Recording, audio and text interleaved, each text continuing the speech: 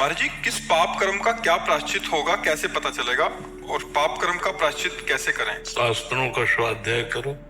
महाभारत में भगवान शिव से पार्वती जी प्रश्न करते जाते हैं कि आदमी अंधा क्यों होता है, तो उसके पाप का लकवा क्यों मार जाता है, उसकी बुद्धि क्यों खराब हो जाती है, उसका अंग ये क्यों विहीन।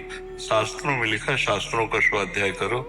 अब ऐसे एक पाप हो 10 पाप हो तो बता दे, वृत्तियां हजारों हैं तो हजारों वृत्तियों का यदि असत में प्रयोग है तो सब पाप ही तो होगा। बिना सत के पाप से नहीं बचा जा सकता। असत चिंतन, असत भोग वासना, तो हमारा चिंतन पाप, हमारी क्रिया पाप, हमारा बोलना, हमारा देखना सब पाप में हो सकता है। सबसे बचना है तो भगवान के नाम का स्मरण करता जाए तो बुद्धि रूपी सारथी को ठीक रास्ते में नाम भगवान चलाएंगे।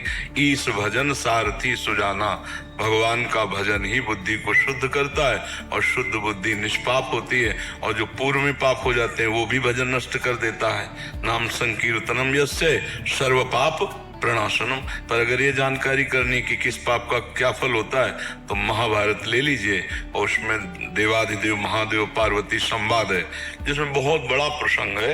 सब में कौन सा पाप करने का क्या फल होता है, भ्रूण हत्या, गर्भ हत्या, इनका सबका क्या दंड मिलता है, सब लिखा हुआ है, तो उसको पढ़ लीजिए। तो अब 1-2 पेज में हो तो उसको याद करके बोलो, तो बहुत प्रसंग है तो पढ़ लीजिए। और बकाया कुछ न पढ़ो तो तुम्हें बता दें कि कौन सा पाप तुम्हारे हृदय से प्रकट हो रहा है।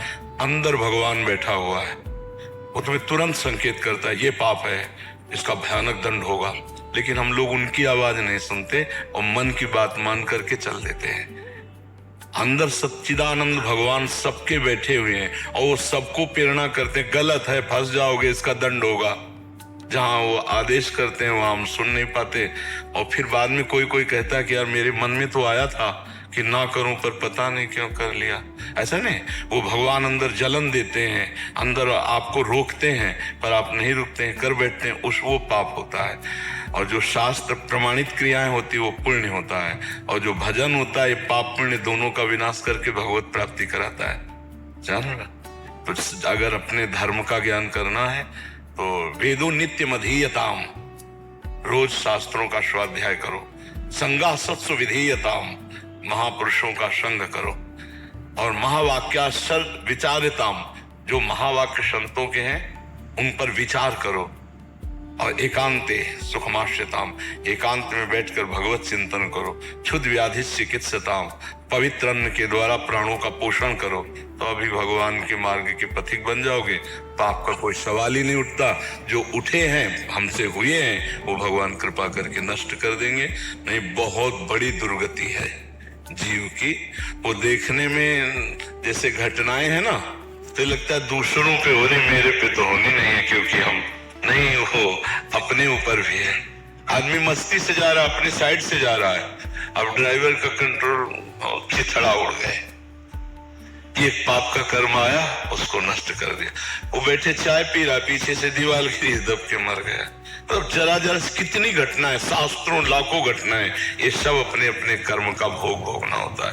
और मनुष्य शरीर बना ही दो से है, पाप और पुण्य से। तो सबके जीवन में 2 घटनाएं घटती, विपत्ति संपत्ति, सुख और दुख। इसी से मुक्त होने के लिए अध्यात्म है संपूर्ण विपत्तियों का नाश, संपूर्ण दुख का नाश, एकमात्र आनंद ही आनंद। पाप अगर है तो संपूर्ण शब्द नहीं लगेगा। पाप जहां खत्म हुआ तो फिर दुख है ही नहीं, आनंद है। भगवान का स्वरूप आनंद में और अपना स्वरूप आनंद में। नहीं, ईश्वर अंश जीव अविनाशी, चेतन अमल, सहज सुख राशि। सुख राशि सहज, सहज में सुख।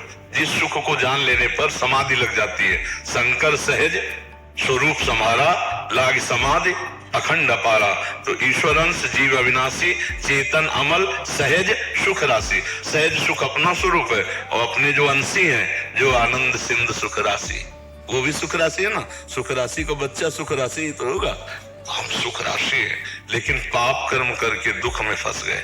देखो, लोग जब जीवों को उबालते हैं, भूंजते हैं, काटते हैं, उनमें भी तो भगवान है, चैतन्य परमात्मा है। अब आप जो पाप कर रहे हो, अब तुम्हें भूंजा जाएगा। तो हम तो कई बार एकांतिक में कहा है कि भगवान जानते हो कैसे भूंजते हैं। एसी गाड़ी में चल रहे हैं, फिल्मी गाना बज रहा है, वो आग लग गई। और पहले वो तार बंद हुई जो रिमोट से दरवाजा खुलता है, पहले वो तार नष्ट हुए, अब दरवाजा नहीं खुल रहा। जैसे वो जीव तुमने कढ़ाई में डाला था ना, वो चिटिक चिटिक करके वही मर गया, तड़प तड़प के। अब ऐसे गाड़ी में, एसी गाड़ी में, बाहर से लोग तमाशा देख रहे हैं, वो बुन गए इतने में। बहुत अवश्य में वो भोक्तव्यम कृतम कर्म शुभाशुभम। एक तितली की गुदा में कांटा डाल के छोड़ दिया था मांडव ऋषि ने, तो शूली अंदर डाली गई थी। एक बाण से ऐसे उठा करके सांप को कांटों की झाड़ी में फेंक दिया था, तो 6 महीना बाणों की सैया पे भीष्म पितामह जी रहे। हम तुम क्या चीज हैं, बड़े बड़े ऋषि मुनियों को भोगना पड़ता है, इसलिए डरो तुम्हारे द्वारा कोई पाप ना हो जाए। और वो डर तुम्हें निडर कर देगा। जो कानून से डरता है, शास्त्र से डरता है, भगवान से डरता है, समाज से डरता है, वो महान हो जाता है। और जो इनसे नहीं डरता है, वो भ्रष्ट नीच पुरुष हो जाता है। आप देख लो, समाज का भय ना हो, कानून का भय ना हो, भगवान का भय ना हो, तो फिर क्या वो राक्षस ही हो जाएगा। देख लो, जिनको भय नहीं वो राक्षस है, और जिनको भय है कि यार 4 लोग क्या कहेंगे, बस यही डर उसको संभाल देगा। नहीं यार, हम ऐसा नहीं करेंगे। समाज का भय, भगवान का भय, तो ये हमें निष्पाप बनाता है। तो हम पापों का फल पड़े या न पड़े, सीधे पापों का विनाश करें ना, जो भी हो उनका विनाश होता है भगवान नाम से। भगवान की शरण में हो जाओ, खूब नाम जप करो, और अब लो नशानी, अब ना, आज तक किया अब नहीं करूंगा, सबका मंगल हो जाएगा। भगवान बड़े कृपालु हैं, अगर वो क्षमा ना करें तो हम लोगों की सबकी दुर्गति हो जाए। सबसे पाप होते हैं, नहीं होते?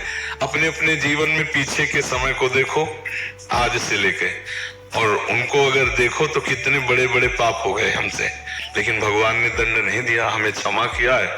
हम उनके पुत्र हैं, उनके अंश हैं, तो हम उनका नाम जप करें और निष्पाप होकर आगे कोई पाप ना हो, आगे हमारा अच्छा आचरण हो। ठीक है, कभी आपको समय मिले तो महाभारत पढ़ लेना, गीता पृष्ठ गोरखपुर से आती है, और 3-4 खंड, जिस खंड में हो देख लेना, शिव पार्वती संवाद, और बड़ा प्रसंग है उसमें। पार्वती जी प्रश्न करती जाती हैं कि उसका अंग कैसे खराब हो गया, कौन सा पाप किया था, तो बताते हैं ये पाप करने से ये अंग खराब होता है, ये पाप करने से वो कुष्ठ होता है, ऐसे पाप से दुष्ट पुत्र पैदा होगा, ऐसा पैदा होगा, ऐसे सब वर्णन है। ऐसे सुकृत से महात्मा पुत्र पैदा होता है, ऐसे बड़ा वर्णन है। शास्त्रों का स्वाध्याय करने से ज्ञानार्जन होता है जी।